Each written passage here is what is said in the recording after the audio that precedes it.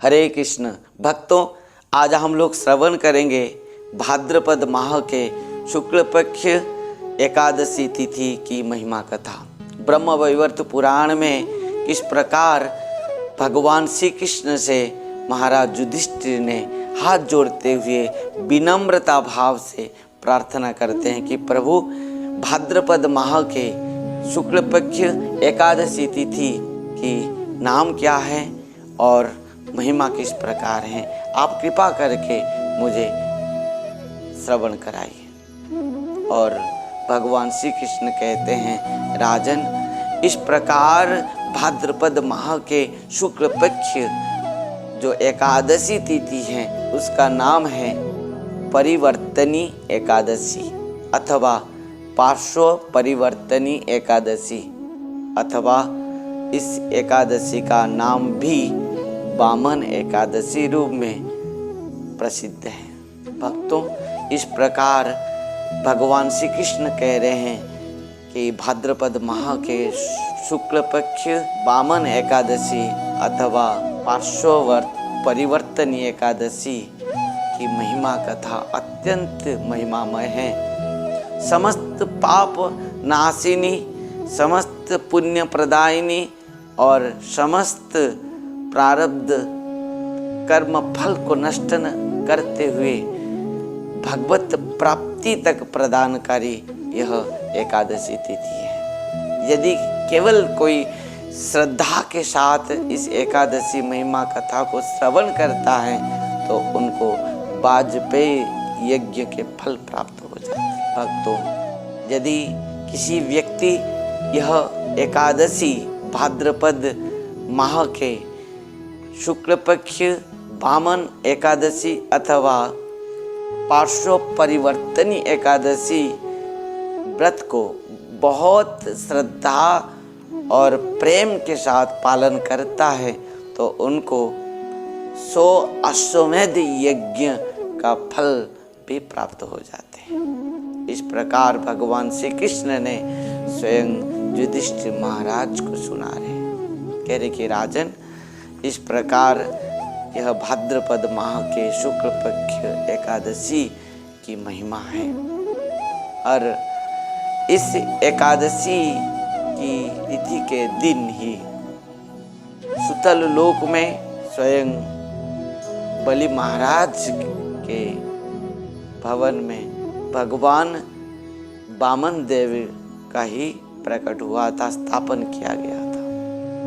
बहुत सुंदर कथा सुनाते हुए कह रहे हैं कि त्रेता युग की बात है।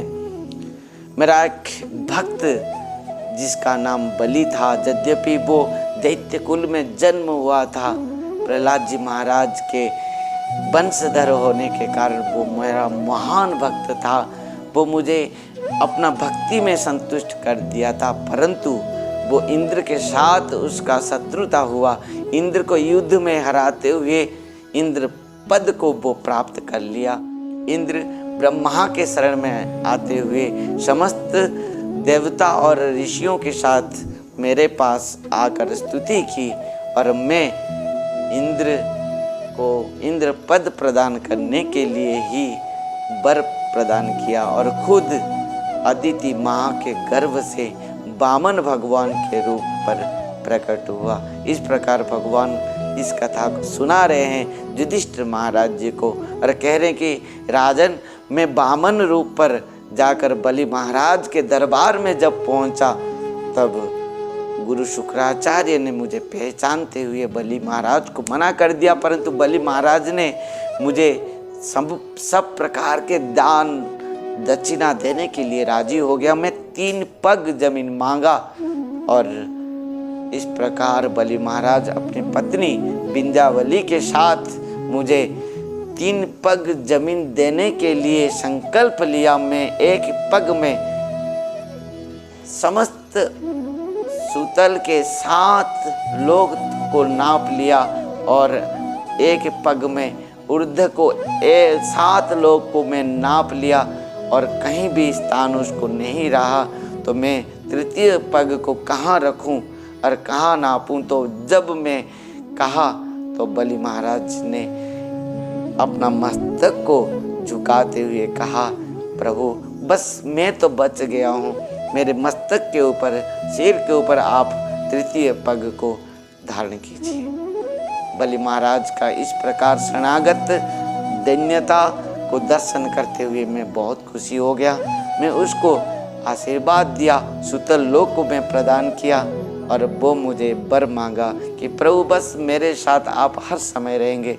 मैं उसको वर दिया कि हाँ बलि महाराज मैं तुम्हारे साथ हर समय रहूँगा। राजन इस प्रकार मैं वर दिया था बलि महाराज जी को। और जो आज के दिन है भाद्रपद महीना का शुक्ल पक्ष और इस पार्श्व परिवर्तनी एकादशी के दिन में ही मैं बलि महाराज जी के आश्रम पर ही प्रकट हुआ था, मुझे स्थापन किया गया था वामन भगवान के रूप में। इस प्रकार इस एकादशी की महिमा इस प्रकार अत्यंत सुंदर है कि जो व्यक्ति इस एकादशी तिथि को व्रत रखते हुए श्रद्धा के साथ मेरा वामन भगवान को स्थापन करता है, पूजा करता है, तब वो त्रिलोक में पूजित होता है।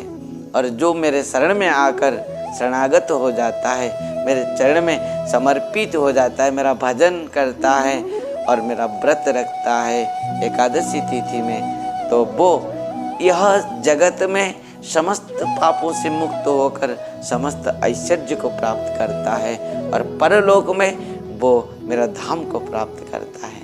राजन इस प्रकार इस भाद्रपद महीना का जो शुक्ल पक्ष एकादशी तिथि है पार्श्व परिवर्तनी एकादशी कहा जाता है। इस कारण से कि मैं 4 माह के लिए जो चतुर्मास में शयन करता हूँ और इस एकादशी में मैं पार्श्व परिवर्तन करता हूँ, वो कारण से इस एकादशी का नाम है पार्श्व परिवर्तनी एकादशी।